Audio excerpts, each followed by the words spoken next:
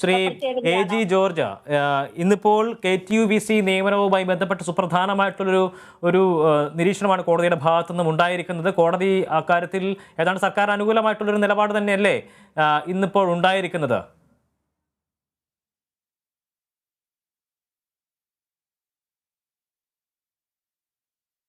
അങ്ങനെ ലളിതമായി പറയാനില്ല. കോടതി സങ്കീർണ സാഹചര്യങ്ങൾ എന്ന കാര്യമില്ല. ഞങ്ങളൊക്കെ അനേക മാസങ്ങളായി ഈ വിഷയം കൈകാര്യം ചെയ്തുകൊണ്ടിരിക്കുന്ന ആളുകളാണ്. ഇതിനെ സംബന്ധിച്ച് വ്യക്തമായിട്ടുള്ള നിലപാടുകൾ എടുക്കുകയും കോടതിയെ സമീപിക്കുകയും ചെയ്തിട്ടുള്ള ആളുകളാണ്.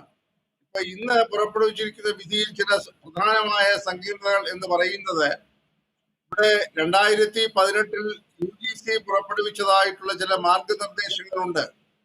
ആ മാർഗനിർദ്ദേശങ്ങൾ അടിസ്ഥാനപ്പെടുത്തി ഒരു സെർച്ച് കമ്മിറ്റിയെ രൂപീകരിക്കുകയും ആ സെർച്ച് കമ്മിറ്റി തയ്യാറാക്കുന്ന ഒന്നിലധികം പേരുകളുള്ള പാനൽ ചാൻസലർക്ക് സമർപ്പിക്കുകയും ചാൻസലർ അതിൽ നിന്ന് യോഗ്യനായിട്ടുള്ള ആളുകളെ വൈസ് ചാൻസലർ ആക്കുകയും ചെയ്യുക എന്ന് പറയുന്ന ഒരു സാഹചര്യമാണ്, ഒരു സംവിധാനമാണ് മറ്റ് സർവകലാശാലകളെ സംബന്ധിച്ച് നിൽക്കുന്നത്.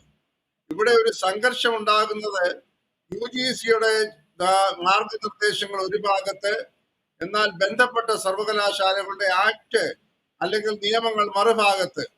ഇത് തമ്മിലുള്ള സംഘർഷവും അവ്യക്തതയും ഇപ്പോഴും നിലനിൽക്കുന്നു എന്നതാണ് നാം കാണേണ്ടത്. ഇപ്പൊ ഇവിടെ ഉത്ഭവിക്കുന്ന രണ്ട് ചോദ്യങ്ങളുണ്ട്.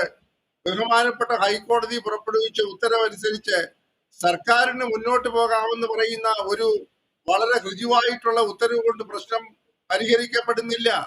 സർക്കാരിന് മുന്നോട്ട് പോകാമെന്ന് പറഞ്ഞു കഴിഞ്ഞാൽ ഇവിടെ ആദ്യമായി ഒരു വൈസ് ചാൻസലർ നിയമനത്തിന് വേണ്ടത് ഒരു സെർച്ച് കമ്മിറ്റിയെ നിയമിക്കുക. അതാരാണ് സെർച്ച് കമ്മിറ്റിയെ നിയമിക്കേണ്ടത്? ആ ചോദ്യം ഇവിടെ അവശേഷിക്കുകയാണ്.